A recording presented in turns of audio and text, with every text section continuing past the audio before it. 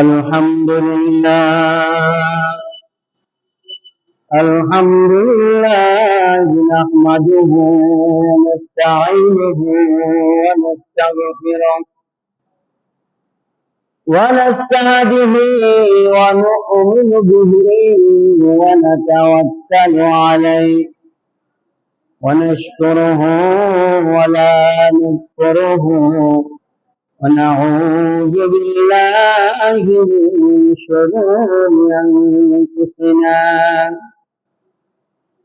ومن سيئة أعمالنا من يهده الله فلا مضل له ومن يضلله فلا هادي له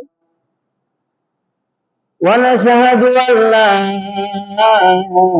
إله إلا الله وأن محمدا عبده ورسوله أرسله بالحق بشيرا ونذيرا وداعيا إلى الله بإذنه وسراجا منيرا أما بعد فقد قال الله تعالى في كلامه المجيد والفرقان الحميد إن الله وملائكته يصلون على النبي يا أيها الذين آمنوا صلوا عليه وسلموا تسليما اللهم صل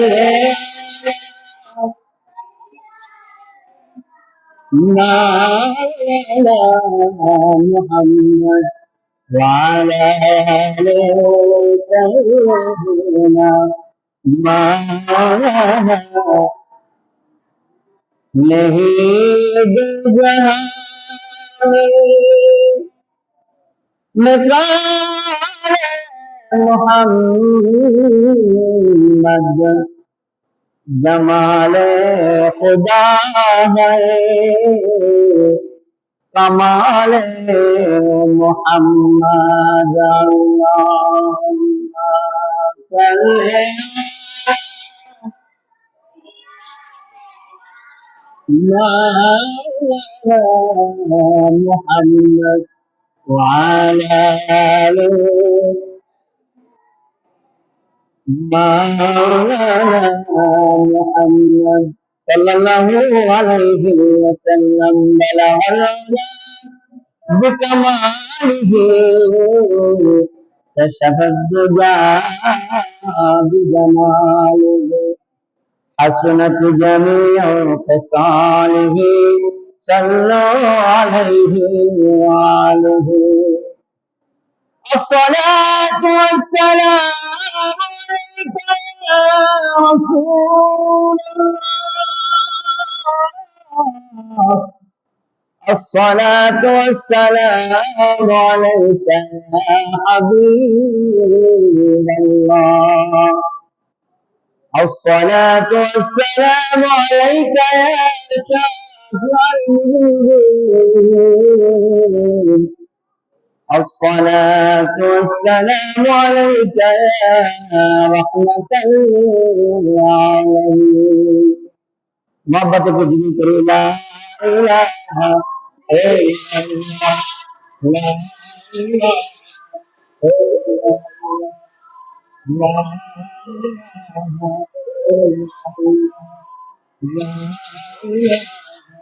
الا اللہ لا إله إلا الله لا إله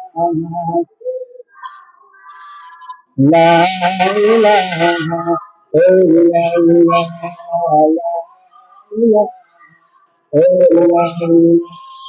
লা ইলাহা ইল্লাল্লাহ, লা ইলাহা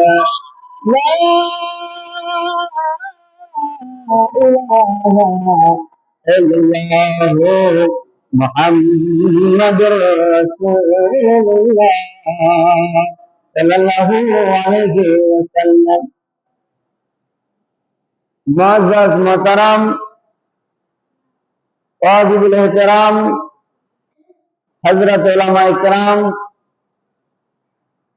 দূর দূরান্তর থেকে আগত সম্মানিত মুসলিয়ানে কেরাম, পর্দার আড়ালে আমার সম্মানিতা মুহতারিমা মা ও বোনেরা, যুবক ভাইয়েরা, তালিবুল ইলম ভাইয়েরা, আসসালামু আলাইকুম ওয়া রাহমাতুল্লাহি ওয়া বারাকাতুহু। মহান আল্লাহ পাকের দরবারে সকল শুকরিয়া আদায় করি যে মহান আল্লাহ রাব্বুল আলামিন আপনাকে আমাকে আজকে পবিত্র মিলাদুন নবী সাল্লাল্লাহু আলাইহি ওয়াসাল্লাম, রাসূল করিম সাল্লাল্লাহু আলাইহি ওয়াসাল্লামের জীবনী আলোচনা অনুষ্ঠানে আসার এবং বসার মতো তৌফিক দান করেছেন। সবাই বলি আলহামদুলিল্লাহ। আর জোরে বলি আলহামদুলিল্লাহ। সমস্ত প্রশংসা একমাত্র আল্লাহর জন্য। কার জন্য? তার কোনো বদনাম আছে? আল্লাহর কোনো বদনাম না। যদি বলি আমাদের এলাকার মাতবার, মেম্বার, চেয়ারম্যান, এমপি, মন্ত্রী, মিনিস্টার কয়েকদিন যাওয়ার পরে সকলের সমালোচনা আরম্ভ হয়ে যায়, বদনাম আছে, কিন্তু আল্লাহর কোনো বদনাম নাই। বলি সুবহানাল্লাহ। সমস্ত প্রশংসা একমাত্র আল্লাহর জন্য, যিনি সমগ্র সৃষ্টিকুলের মালিক, আমাদের পালন কর্তা। আজ আমরা যার জীবনী আলোচনা করার জন্য এবং শোনার জন্য যুক্ত হয়েছি, তিনি হলেন সর্বকালের সর্বযুগের সর্বশ্রেষ্ঠ নবী রাসূল। ঠিক কিনা? এই পৃথিবীতে আল্লাহ তাআলা 1,24,000 মতান্তরে 2,24,000 নবী রাসূলকে প্রেরণ করেছে। তাদের উপরে 104খানা আসমানি কিতাব নাযিল করেছে। এই 1,24,000 নবীর সর্বশ্রেষ্ঠ নবী হচ্ছে মুহাম্মদ রাসূলুল্লাহ সাল্লাল্লাহু আলাইহি ওয়াসাল্লাম। আর 104খানা কিতাবের সর্বশ্রেষ্ঠ কিতাব হচ্ছে পবিত্র কুরআনুল কারীম। বলি আলহামদুলিল্লাহ। এই কুরআনুল কারীম আবার যার উপরে নাযিল হয়েছে তিনি হচ্ছেন আখিরি জামানার পয়গম্বর মুহাম্মদ রাসূলুল্লাহ সাল্লাল্লাহু আলাইহি ওয়াসাল্লাম। আর আমরা হচ্ছি এই মুহাম্মদ রাসূলুল্লাহ সাল্লাল্লাহু আলাইহি ওয়াসাল্লামের উম্মত, উম্মতে মুহাম্মাদী। আমরা কি উম্মতে মুহাম্মাদী? আব্দুল মুত্তালিব ছিলেন কাবা শরীফের মুতাল্লিম। কাবা শরীফে তিনি ইমামতি করতেন। বলি সুবহানাল্লাহ। চলো তোমার বাবার কাছে নিয়ে যাই। আব্দুল্লাহকে নিয়ে আব্দুল্লাহ জোহরি মক্কা শরীফের ভিতরে চলে গেলেন, যে দরজায় তাক দিলেন। আব্দুল মুত্তালিব ভিতর থেকে আসলেন। আব্দুল মুত্তালিব, ভাইজান আপনার সাথে আমার একটু কথা আছে, আপনার খানকায় চলেন, আপনার রুমের মধ্যে চলেন। রুমের ভিতরে নিয়ে গেলেন। বলেন আব্দুল মুত্তালিব, তোমার এই ছেলে আব্দুল্লাহ দুনিয়ার সাধারণ কোনো ছেলে না। বাবা জানে না? জানে না। ছেলে ভালো না চোর, বাবাই জানে না? জানে না। তিনি আগেই জানেন যে আমার ছেলে সাধারণ কোনো ছেলে না। বলুন সুবহানাল্লাহ। তিনি তাকে নজরে নজরে রাখতে একবারে লাইন হযরত ইব্রাহিম আলাইহিস সালাম পর্যন্ত, এখান থেকে আমাদের এই গোত্রে এই উম্মত শুরু হয়েছে। বলুন সুবহানাল্লাহ। আব্দুল্লাহ জোরে আব্দুল মুত্তালিব, আপনার সাথে আমার একটু গোপন কথা আছে। আব্দুল মুত্তালিব বলেন, বলেন ভাই কি কথা আছে? যে ভাইজান, আপনাকে ওয়াদা করতে হবে, আজকে আমি আপনার কাছে যা চাইবো আপনি আমার কথায় রাজি থাকবেন। বলুন সুবহানাল্লাহ। তখন তিনি আব্দুল মুত্তালিবের কাছে বিস্তারিত ঘটনাটা বললেন, যে ভাইজান, আমি দূরে ছিলাম, হঠাৎ দেখি একদল লোক আসলো, তারা দল বল সহকারে এসে আব্দুল্লাহকে হত্যা করতে চাইল, কিন্তু আবার আসমান থেকে কারা যেন আসলো, এসে তাদেরকে সবাইকে হত্যা করে টুকরা টুকরা করে জমিনে ফেলাই দিল, জমিন তাদেরকে গ্রাস করলো, আবার জমিনে কোনো চিহ্ন চিহ্ন রইল না। এই কথা যখন বললেন তখন আব্দুল মুত্তালিব আর বুঝতে বাকি রইল না। ঠিক কিনা করে বলেন? আব্দুল মুত্তালিব বললেন, ভাইজান ব্যস্ত হয়ে আপনার কাছে আমার একটা অনুরোধ, আপনি চোখে যে ঘটনা আজকে দেখছেন এই ঘটনা আপনি দুনিয়ার কোনো মানুষের কাছে বলবেন না, গোপন করবেন।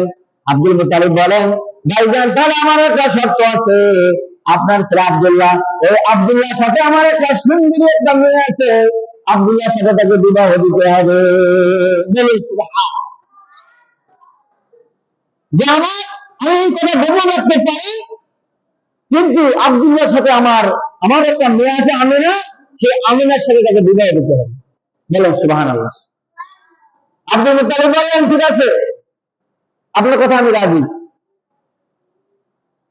কিন্তু ভাইজান আপনি এই কথা কারো কাছে বলতে পারবেন না। বলুন সুবহানাল্লাহ।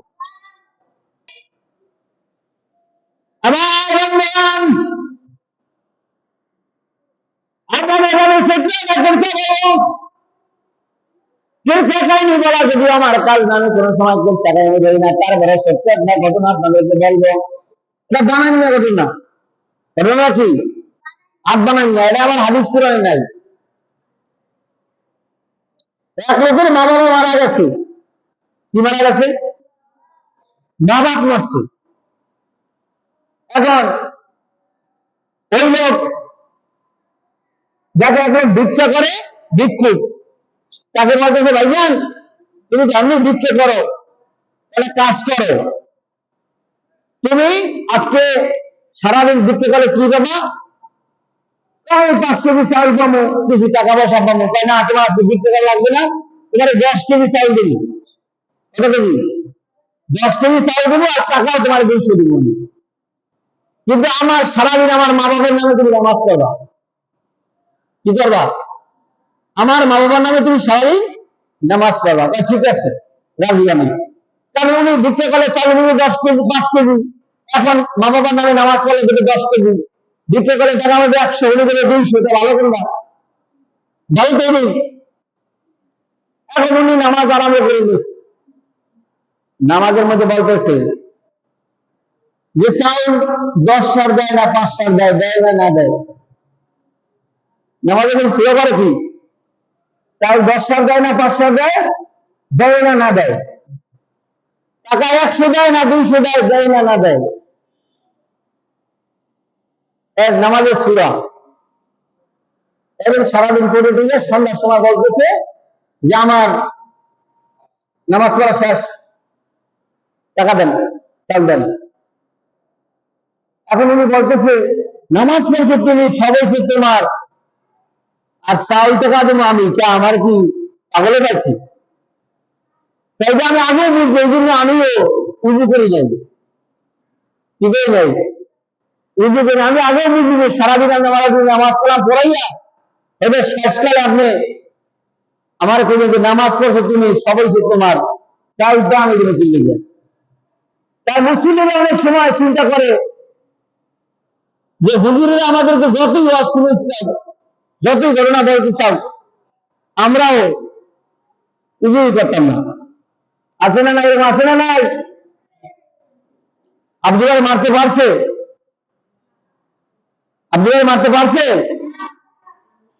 মাঝখানের ঘটনা আমি আর বলবো না। আব্দুল্লাহ যখন 25 বছর আলাপ নবীজির বাবা এবার যখন 25 বছরে পৌঁছে গেল, চতুর্দিক থেকে খালি বিবাহের প্রস্তাব আসতেছে। কারণ কোন বাড়িতে যদি ভালো একটা ছেলে মেয়ে থাকে, ওই বাড়িতে প্রস্তাবের কোনো অভাব না। ঠিক কিনা? যেমন আছে যে আব্দুল্লাহ, নবীজির বাবা যে আব্দুল্লাহ, তিনি যেখানে বসতেন সিরিয়া শাম, তার চেহারা আলোকিত হয়ে যাইতে। বলেন সুবহানাল্লাহ। দোতলা লঞ্চের যে সার্চ লাইট যেরকম, সার্চ লাইট দিয়ে যেরকম আলো বের হয়, আব্দুল্লাহ, খাজা আব্দুল্লাহ যদি রাস্তা দিয়ে এরকম হাঁটতে, দোতলা লঞ্চের সার্চ লাইটের মতো আলো বেরিয়ে আসতে। বলুন সুবহানাল্লাহ। এত সুন্দর একজন ছেলে ছিল। এখন তার বয়স যখন 25 বছর হলো, চতুর্দিক থেকে শুধু বিবাহের প্রস্তাব আসতে শুরু করলো। কিন্তু আব্দুল মুত্তালিব তো তাদের কাছে বিবাহ দেবে না। কারণ কি? এই যে অর্ডার দিয়েছে আব্দুল মুত্তালিব, আমাদের লোকেরা এক কথার মানুষ, এখন যারা সৌদি থেকে কাতার থেকে আরব আমিরাত আরব কান্ট্রি যেগুলো রাষ্ট্রে থাকে, তাদেরকে জিজ্ঞাসা করবেন যে এই দেশের মানুষ এখন এক কথার লোক, যদি কাউকে বলে তবে দাবি করবেন খুঁড়ে দাঁড়িয়ে যা, সাথে সাথে দাঁড়িয়ে যাবে। এই সকালে একটা, বিকেল আর একটা, বাংলাদেশে যেরকম বলে মানুষের ওই রকম নাই। তারা যদি কাউকে বলে আসো, আসবে, যাবে, যাও, প্রয়োজনে আপনাকে দেশে পাঠাইয়া আবার নেবে, তারপর আপনাকে বাইরে যেতে বললে পুলিশ করে দেবে, তারা আর আপনাকে ভিতরে রাখবে না। আবার দেশে আসবে, ঠিক করবেন কাগজপত্র, আবার আপনাকে দেবে, টাকা তার জ্বালাবে। একবার যে পুলিশ করে দিয়েছে আপনাকে তারা রাখবে না। এক কথার লোক তারা। খাজা আব্দুল মুত্তালিব যত লোকেরা সম্বন্ধ নিয়ে আসে,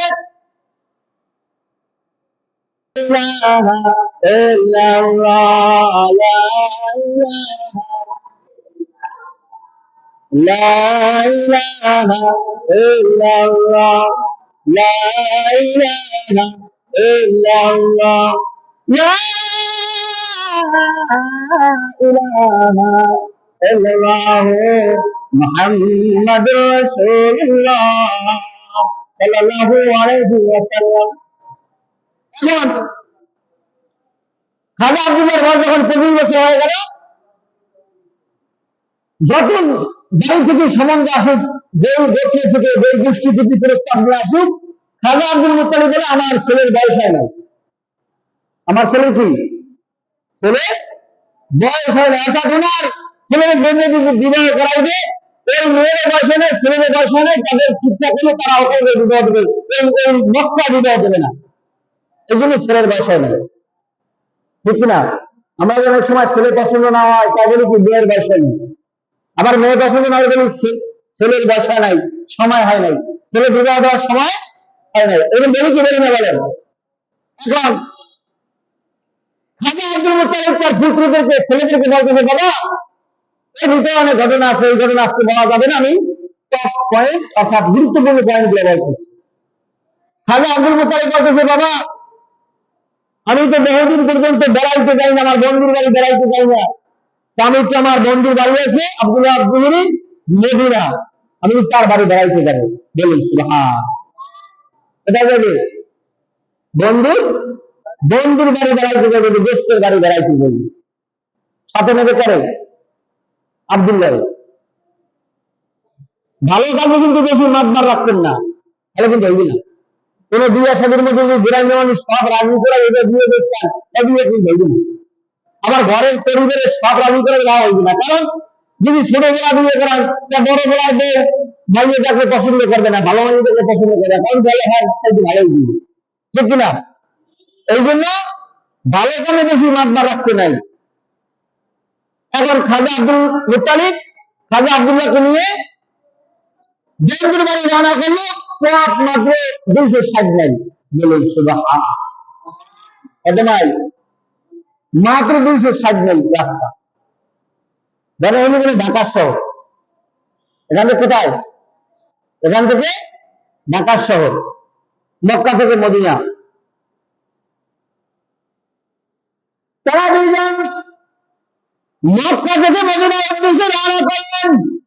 মসজিদের দায়িত্ব দিয়ে গেলেন, ছেলেদেরকে বললেন, বাবা নেই আমি তো দেখি ছুটি চাটানি না, বুড়া মানুষ, আমাদের ছুটি দাও, তোমরা মসজিদের দায়িত্ব পালন করো, আমি তো আমার বন্ধুর বাড়িতে বেড়াইতে যাবো। বলুন সুবহান। এরা যদি কয় যে আমি তোলা বিয়ে করাইতে যাবো, এলে তো আমাকে দেবেন না? জামাই করবে, মাইয়ে করবে, আর 14টা সন্তান সবাই তো করবে, কেউ বিয়ে করাইতে নিতে পারে বলেন? আবার যারা আব্দুলের কাছে মেয়ে দেখতে চায়, জানে, অনেকেই জানে যে আব্দুলের কাছে মেয়ে দেওয়াই হলো মেয়ের মা হবে আমার মেয়ে। বলুন সুবহানাল্লাহ। কারণ আগেকার জমানার মানুষ এত জ্ঞানী ছিলেন, যাই হোক এখন উনি জ্ঞানী, সেই জন্য উনি কারো কাছে কিছু বলেন না, ছুটি নিয়ে মসজিদে হারামের দায়িত্ব ছেলেদেরকে দিয়ে উনি মক্কা থেকে মদিনার উদ্দেশ্যে রওনা করছে, দোস্তের বাড়ি। যাইতে যাইতে 260 মাইল পথ যাইতে যাইতে 2 দিন 3 দিন সময় লেগে গেল।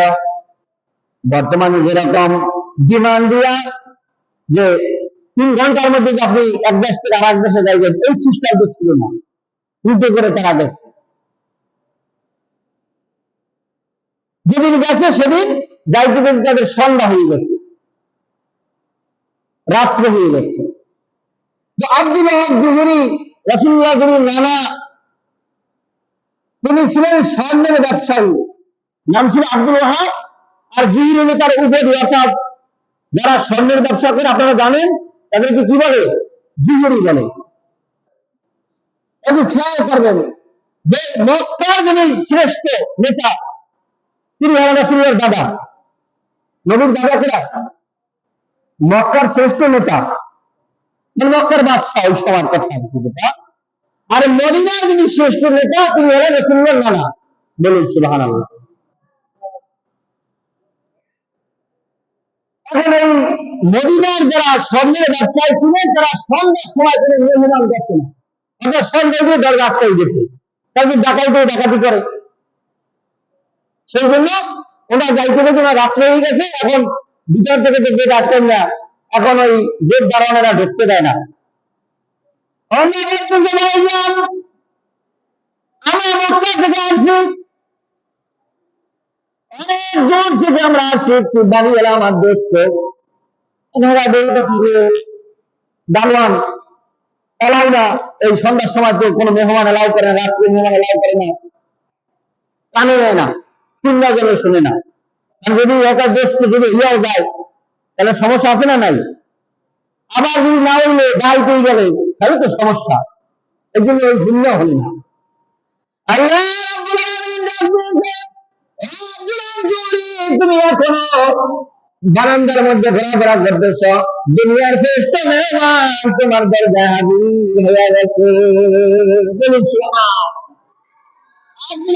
প্রত্যেকদিন কামরার ভিতরে, খাস কামরায়, তার চেম্বারের ভিতরে বসে থাকে, কিন্তু যেদিন তারা গেছে এই দিন আর তার বসা নাই, বারান্দাকে পায়চারি করতেছে, কেমন ছটফট করতেছে। এখন উনি খেয়াল করতেছে যে জীবনের মধ্যে কারা যেন আসছে, দারোয়ানের লাগে কথা কাটাকাটি চলতেছে। উনি দৌড় দিয়ে আসছে, কি হয়েছে? দারোয়ান বলতে স্যার, বাইরের 2জন লোক আছে, তার তিনি বলতেছেন যে আপনার নাকি দোস্ত, কারণ আমরা তো নিষেধ, রাত্রে নটালাও করা যাবে না। এখন আমরা মনে করছি যে এলাও করলে সমস্যা হয় না, কি হয়, সেই জন্য আমরা তাদেরকে এলাও করি নেই। এখন বলবে বাইরে গেছে, বলুক যে আমার দেখতে, আমার তো একজনই দেখতে, দরজা খুলে দেখতেছে আব্দুল মুত্তালিব আর আব্দুল্লাহ। তাদেরকে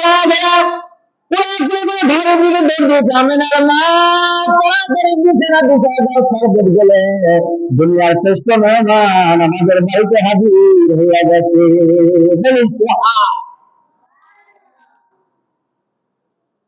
এখন ভিতরে মহিলারা বলতেছে, এত আনন্দিত কোন সময় আব্দুল আব্দুল বলতে দেখি নাই। কারা আসতো? আমাদের নানি রাসূলুল্লাহ যদি আমাদের বাবা হয়, তার মা আমাদের কি হয়? নানি বা দাদি। আমাদের দাদি তিনি কি দরজার কাপড়টা কি ফাঁক করিয়া রাসূলের দিকে তাকাইছে, বলি সুবহানাল্লাহ। আসলে কারা মেহমান গুলো, কারা? আমার বাবা এত খুশি হয়ে গেল, এই এক নজর দেখি আব্দুল্লাহর চেহারা উনি পরিচয় করে গেছে, বলি সুবহানাল্লাহ। মানে এত সুন্দর তিনি ছিলেন, তার চেহারা ঝলক একবার যখন তাকে দেখছে, দেখি একবার পরিচয় করে গেছে, বলেন সুবহানাল্লাহ। বিছানা দিল। এখন আমিনাকে বলতেছে যে তার মা যে একটু মেহমানের কাছে নাস্তা লেগে দাও, বলে না, এলাকায় বলে না, আমাদের দাদি নানি তিনি কান্না করে বলতেছেন না, আমাকে যত অর্ডার করেন সব অর্ডার আমি ফলো করবো, কিন্তু এই মেহমানের সামনে নাস্তা নিয়ে আমাকে যেতে বলবেন না, বলে মানে উনি এক নজর দেখতে পারে বেশি করে গেছে, যে উনি দেখছে যে আমি তার সামনে গেলে কন্ট্রোল করতে পারবো না, আমারও বেশি হয়ে যাবে, বলি সুবহানাল্লাহ। এখন নাস্তা পানি দেওয়া হয়ে গেল, তারা খাওয়া খাওয়া দাওয়া শেষ করে তাদের রুমের ভিতরে তারা রেস্ট করতেছে, বিশ্রাম করতেছে। আর আব্দুল্লাহ জুরি তিনি বারিন্দার মধ্যে হাঁটাচলা করতেছে। অর্থাৎ তিনি ছেলের বাবা, মেয়ের বাবা, তিনি ভাবতেছেন যে আমি আমার বন্ধুর সাথে আগে কথা হয়েছে, তার ছেলের সাথে নিয়ে দেবো। এখন তার মনে আছে না না আছে, বা আমার নেয় না না নাই, আমি বললে বা ছেড়েই দেবো, সেই জন্য সে কিছু বলে আসলে শুধু হাঁটাচলা করতেছে। হঠাৎ করে তাকিয়ে দেখে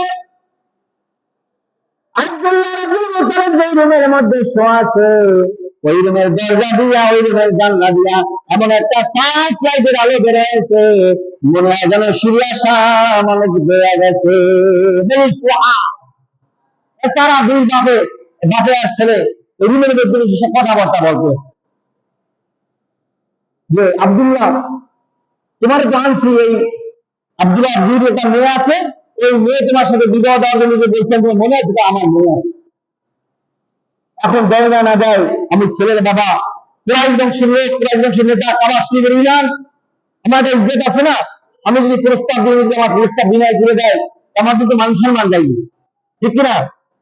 যারা আগে যে লোকেরা ছিল মেম্বার, এমন হচ্ছে তারা এমপি, তাহলে এমপি মেম্বার এমপি হয়, তারপরে যদি আবার জনগণের কথা মনে না থাকে, ঠিক কিনা? এই জন্য তারা দুই বাপ ছেলে কথাবার্তা আলোচনা করতেছে। আর আব্দুল্লাহ এই বারান্দায় হাঁটতেছে, এখন দেখতেছে যে দোতলা মানুষের শ্বাস লাগের মধ্যে একটা আলো বাইরে দোকানে করে বলেন সুবহানাল্লাহ। আর উনি মনে করবে তারা মানে বাতিল নিবেইতে মনে নাই, মেহমানটা মানে বাতিল নিবেইতে মনে নাই, দূর দূরান্ত থেকে ক্লান্তি আছে, ঘুম ফিরে গেছে। উনি হাঁটতে হাঁটতে রুমের সামনে আছে, এসে দেখে যে না, ওটা লাইটের আলো না, আব্দুল্লাহ চেহারা আলোতে সিরিয়া শাম সব আলোকিত হয়ে গেছে, বলেন সুবহানাল্লাহ।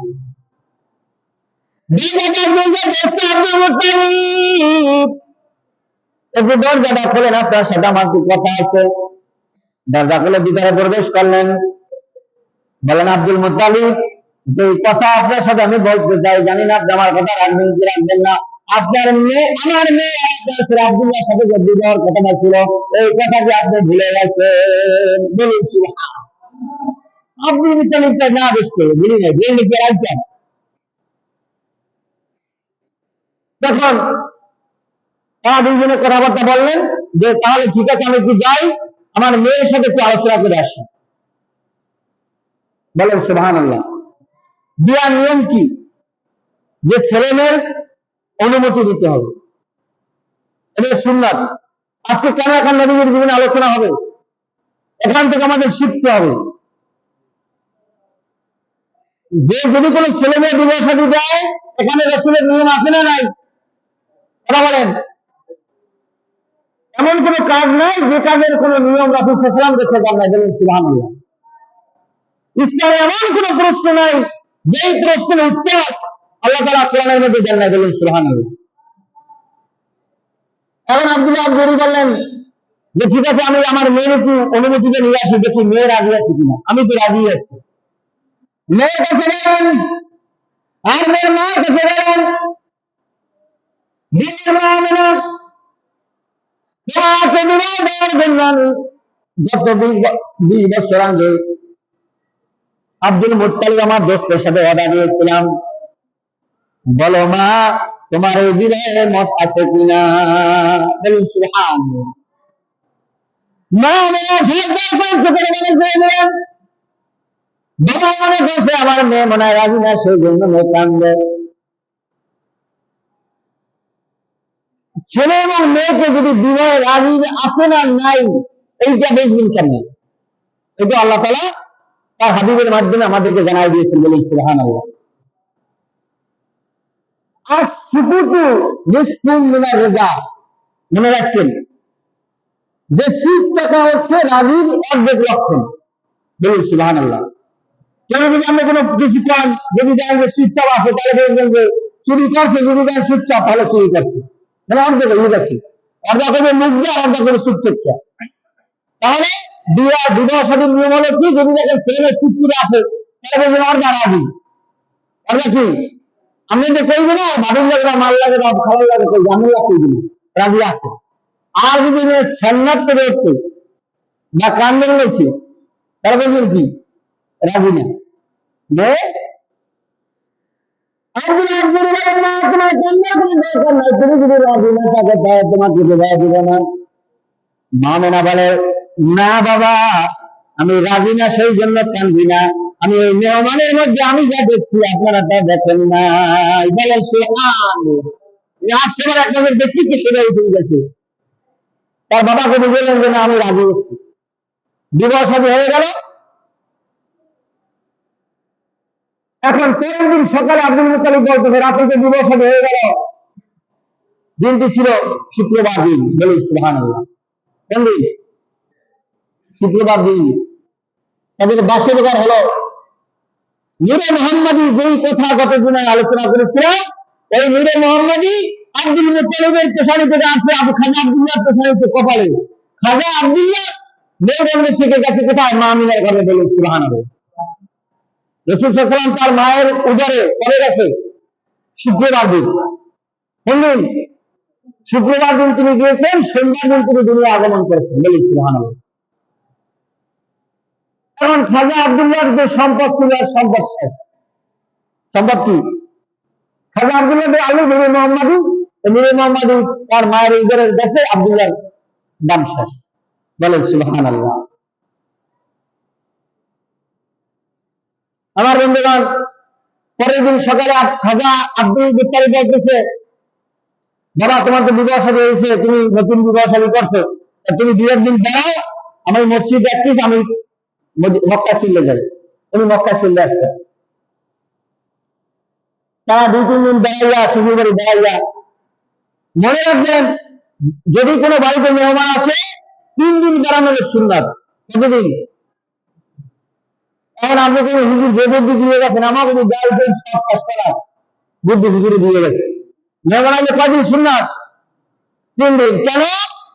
যে মেহমান আসে রহমত নিয়া। মেহমান আসে কি নিয়া? রহমত। যাই আপনার বাড়িতে যত গুণা খাতা পাপ, আপনার যত অভাব অনটন আছে, ঋণ টিন আছে, এই সব নিয়ে মেহমান চলে যায়। বলুন সুবহানাল্লাহ। মেহমান দেখে ভয় করার কিছু নেই। মেহমানের খোরাক আমরা কোনো ঘরে রাখি, মেহমানের খোরাক কিন্তু কোনো ঘরে রাখি না, কিন্তু মেহমান আসে রহমত নিয়া। মেহমানের তো বারবার ওই ঘরের মধ্যে বারবার মেহমান আসবে, মনে করতে হবে ওই ঘরের মধ্যে আল্লাহ রহমত বেশি আছে। বলুন তুমি 2-3 দিন বেড়ে 3 দিন বেড়ে আমি সকালবেলা চলে গেলেন। খাজা আব্দুল্লাহ স্ত্রী নিয়া 2-3 দিন পরে মক্কায় চলে আসলেন। এখন একদিন উনি রাস্তা দিয়ে হাঁটতেছেন, ওই পিছনে যারা থেকে বিবাহ শাদী করতে চাইছে তাদের সাথে দেখা হয়েছে। এখন তাদেরকে বলে আমি তোমার বিবাহ করতে রাজি আছি। বিবাহ করতে কি? তুমি কি মনে করছো তুমি সুন্দর সুন্দর যদি তোমাকে আমরা বিবাহ করতে চাই না? আব্দুল্লাহ তুমি বিবাহ করতে সত্য কথা বলো। আব্দুল্লাহ বিবাহ করছি। বলে তোমার যে সম্পদ ছিল সেই সম্পদ এখন তোমার কাছে নাই, এখন তুমি দুনিয়ার সব যদি আমাদেরকে দাও তারপরে আমরা তোমাকে বিবাহ করবো না। বলে নবীজি মা আমেনাকে রেখে, আমি বলছি কিন্তু আমি সংক্ষেপ করবো, আব্দুল্লাহ ব্যবসা করার জন্য সিরিয়া গেলেন, ব্যবসা বাণিজ্য করতেন। তিনি আবহাওয়া নামক এক স্থানে ইন্তেকাল করলেন। এতিম নবী জন্মের 6 মাস আগে তার বাবা আব্দুল্লাহ ইন্তেকাল করলেন।